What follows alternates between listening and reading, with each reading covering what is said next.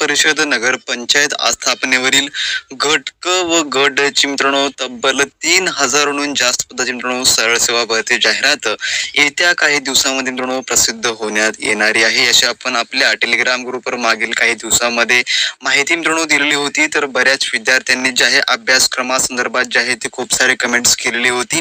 तर मित्रांनो आपण आजच्या व्हिडिओमध्ये सर्व काही पदांचा सविस्तर आपण अभ्यासक्रम जाणून घेणार आहोत. तसंच कोणत्या पदाकरिता थोडक्यात शैक्षणिक पदाची ते देखील आपण यामध्ये माहिती जाणून घेणार आहोत. तर व्हिडिओ खूप इम्पॉर्टंट आहे मित्रांनो, व्हिडिओला शेवटपर्यंत आणि काळजीपूर्वक पहा मित्रांनो. तर मित्रांनो ही जी येणारी पद भरती आहे ती मित्रांनो गट क आणि गट ड च्या संवर्गातली असणारी आहे आणि त्यामुळे यासाठी जागा देखील मित्रांनो भरपूर प्रमाणामध्ये आहे. तब्बल 3700हून अधिक त्या ठिकाणी जागा मित्रांनो ज्या की भरल्या जाणाऱ्या आहेत. अपेक्षा आपली अशी आहे मित्रांनो जी की आचारसंहितापूर्वी याची सर्व काही प्रक्रिया पूर्ण व्हावी, त्यामुळे मित्रांनो आपले प्रयत्न देखील त्या अधोगतीने चालू आहेत. तर मित्रांनो पाहूया नेमकं अभ्यासक्रम काय आहे आणि कोणत्या प्रकारचा अभ्यासक्रम या ठिकाणी असणार आहे. या ठिकाणी पाहू शकता जे की राज्यातील नगर परिषद नगर पंचायत आस्थापनेवरील गट क व गट ड च्या संवर्गीय पदांचा अभ्यासक्रम व परीक्षेचे स्वरूप तपशील खालील प्रमाणे आहे. ज्यामध्ये परिशिष्ट अ ज्यामध्ये पाहू शकता संवर्ग जे कोणकोणते आहे, ज्यामध्ये वरिष्ठ लिपिक,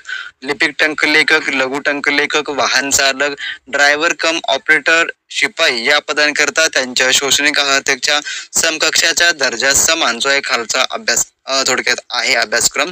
ज्यामध्ये पाहूया आपण जो की विषय मराठी, इंग्रजी, सामान्य आणि बौद्धिक चाचणी हा थोडक्यात तुमचा पेपर पॅटर्न असणार आहे या टाईपनं. तर प्रश्न किती असणार, तर ज्यामध्ये प्रत्येक विषयाचे 25 प्रश्न असे एकूण 100 प्रश्न असतील. एका प्रश्नाला 2 मार्क याप्रमाणे तुमची 200 गुणाची परीक्षा असणारी आहे आणि माध्यम हे तुम्हाला मराठीच असणार आहे. कालावधी 2 तासाची या ठिकाणी परीक्षा असणारी आहे आणि एमसीक्यू टाइमचीच म्हणजे की वस्तुनिष्ठ बहुपर्यायी परीक्षा असणार आहे. तर परिशिष्ट ब मध्ये जे की संवर्ग यामध्ये येणारी पदे कोणकोणती आहेत, तर गाळणी चालक त्याला प्रयोगशाळा सहाय्यक देखील आपण म्हणतो, तर तारतांत्री, वीजतांत्री, पंप ऑपरेटर, जोडारी, वायरमॅन, त्यानंतर सहाय्यक ग्रंथपाल, उद्यान पर्यवेक्षक, हॉलमॅन आणि फायरमॅन या पदाकरता जे की याची शैक्षणिक अर्हतेनुसार जो अभ्यासक्रम जो या परीक्षा पॅटर्न ठेवण्यात आलेला आहे. यामध्ये मित्रांनो तुम्हाला तांत्रिकी प्रश्न असणार आहे. टेक्निकल थोडक्यामध्ये या पदांसाठी तुम्हाला ठेवण्यात आलेलं आहे. तर पाहू शकता कोणत्या प्रकारे, तर मराठीचे 15 प्रश्न,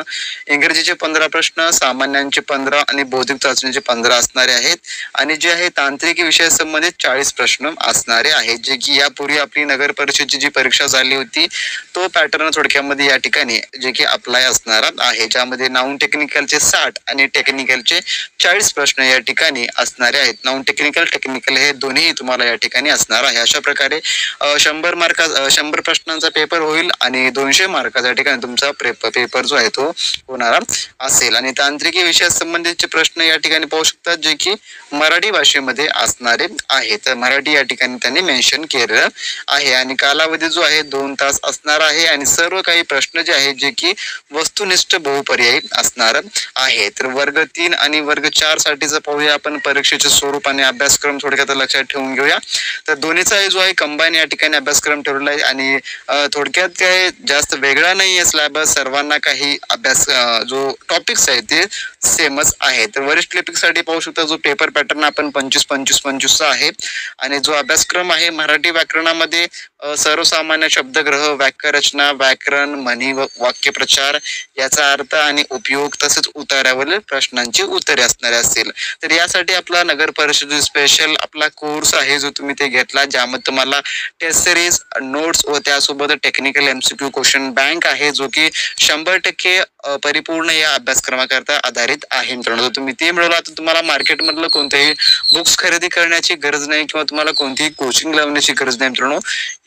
त्याद्वारे तुमचा सर्व काही अभ्यासक्रम हा कव्हर होणार असेल. तर इंग्लिशमध्ये काय विचारलंय, इंग्रजीमध्ये तर common vocabulary, sentence structure, grammar, use of idioms and phrases and their meaning and compression of passage. तर या ठिकाणी थोडक्यामध्ये असं आहे आणि सामान्यांमध्ये जे आहे इतिहासामध्ये काय तर आधुनिक भारताचा विशेषतः महाराष्ट्राचा इतिहास, त्यानंतर भूगोलमध्ये महाराष्ट्राचा भूगोल विशेषतः अभ्यासासह पृथ्वी जगातील जगातील विभाग, हवामान, अक्षांश, रेखांश, महाराष्ट्रातील जमिनीचे प्रकार, पर्जन्यमान, प्रमुख पिके, शहरे, नदी, उद्योगधंदे इत्यादी. अर्थव्यवस्थामध्ये काय आहे तर हे सर्व काही टॉपिक्स आणि सब टॉपिक्स आहेत, त्यामुळे यावर तुम्हाला बहुतांशी 1 ते 2च प्रश्न येणारे असतील. त्यामुळे खूप मोठा व्हेरियंट घेऊन अभ्यास करण्याची आवश्यकता नाही, कारण का गट क आणि गट ड चा संवर्ग म्हणल्यावर आपल्याला फक्त 10वी लेवलचा जरी आपण अभ्यासक्रम केला तरी खूप झालं मित्रांनो तुम्हाला यासाठी. त्यानंतर चालू घडामोडी असणार आहे, तसे जागतिक तसेच महाराष्ट्र म्हटलेला आहे, परंतु मेनली फोकस हा महाराष्ट्रावरच असणारा आहे. त्यानंतर राज्यशास्त्रावर देखील प्रश्न येतात, सामान्य विज्ञानवर ज्यामध्ये भौतिकशास्त्र यावर येणारे असतील, अंकगणित व बेरीज आणि बुद्धिमापन चाचणी म्हणजे गणित अंकगणित हे दोन्ही या ठिकाणी तुम्हाला विचारलं जाणार आहे. थोडक्यामध्ये हा अभ्यासक्रम आहे. तर हा ओव्हरऑल सर्वांचाच हा सारखा अभ्यासक्रम असणार आहे, परंतु ज्यांचा तांत्रिकी अभ्यासक्रम असेल, नॉन टेक्निकल मध्ये सर्वांचा हा कॉमन सिलेबस असेल, फक्त ज्यांचं तांत्रिकी आहे तांत्रिकी मात्र तुमचं वेगवेगळं असणार आहे. ज्यामध्ये ड्रायव्हर कम ऑपरेटरला पाहू शकता. ड्रायव्हर कम ऑपरेटर मध्ये जे आहे नॉन टेक्निकल कॉमनच आहे, यामध्ये देखील काही जास्त बदल नाही आहे. तर ज्यांचं तांत्रिक आहे म्हणजे या ठिकाणी पाहू शकता जे की प्रयोगशाळा सहाय्यक, जे काही लॅब असिस्टंटचं पद आहे त्यासाठी पहा जे की 40 प्रश्न जे असणार आहेत ते तांत्रिकीचे असणार आहेत आणि त्यांचा लेवल देखील थोडक्यामध्ये वेगळा असणारा आहे. तर तांत्रिकीमध्ये टेक्निकल आपला MCQ क्वेश्चन बँक जर घेतलात 1000 प्रश्नांचा तर तुमचा अभ्यासक्रम त्यामध्ये कव्हर होऊन जाईल. मित्रांनो आपण TCS IPS पॅटर्नचे सर्व काही टॉपिक त्यामध्ये आपण क्वेश्चन जे आहे ते इन्क्लूड केलेले आहे. तर पाहून घ्या थोडक्यामध्ये हा टेक्निकलचा सिलेबस हा प्रत्येक पोस्ट करता वेगवेगळा असतो, ज्यामध्ये प्रयोगशाळाचा वेगळा असेल तर वायरमॅनचा वेगळा असतो, वायरमॅनचा वेगळा असेल तर कम ऑपरेटरचा हा वेगवेगळा असणारा सिलेबस आहे. तर प्रत्येकाशी एकच सिलेबस हा नसताना नसतो, पण नॉन टेक्निकलचा सिलेबस हा मित्रांनो थोडक्यामध्ये कॉमन असणारा असतो. तर मित्रांनो तुम्हाला जर या अभ्यासक्रमाची PDF हवी असेल तर ते आपल्या टेलिग्राम ग्रुपवर मित्रांनो आपण उपलब्ध करून देऊ. डिस्क्रिप्शन बॉक्समध्ये आपल्या ऑफिशियली टेलिग्राम ग्रुपची लिंक उपलब्ध आहे, आपला टेलिग्राम ग्रुप जॉईन करून घ्या. त्या ठिकाणी आपण वेळोवेळी तुम्हाला सर्व परीक्षेचे अपडेट देत असतो मित्रांनो. तर मित्रांनो व्हिडिओ जर आवडला असेल तर नक्की लाईक करा, किंवा यामध्ये तुम्हाला काही शंका वाटत असतील जाहिराती संबंधित किंवा या अभ्यासक्रमा संदर्भात आणि परीक्षा कोण घेईल असा जर प्रश्न पडत असेल तर मित्रांनो परीक्षा जी आहे TCS आणि IBPS या दोन्हीपैकी एकच कंपनी घेणार आहे, परंतु बहुतांशी जे चान्सेस आहेत मित्रांनो ते TCS कंपनीकडे जाण्याचे चान्सेस आहेत. तर TCS घेऊ किंवा IBPS जर आपला अभ्यास पक्का असेल तर आपण कोणत्याही कंपनीद्वारे घेण्यात येईल परीक्षा मित्रांनो आपण क्रॅक करू शकतो. त्यामुळे तुम्ही फक्त अभ्यासावर लक्ष द्या आणि जास्तीत जास्त आम्ही प्रयत्न करत आहोत की जाहिरात लवकरात लवकर यावी, जेणेकरून सर्व विद्यार्थ्यांना याचा मित्रांनो फायदा घेण्यात येता यावा म्हणून. तर मित्रांनो असा होता व्हिडिओ आवडला नक्की लाईक करा. काही प्रश्न असतील तर कमेंट करा किंवा टेलिग्राम ग्रुप जॉईन करून तुम्ही आम्हाला पर्सनली विचारू शकता. आणि मित्रांनो जर पुढील व्हिडिओचे अपडेट हवे असेल तुम्ही तर सबस्क्राईब करा मात्र विसरू नका. तोपर्यंत मित्रांनो बी प्रॅक्टिस.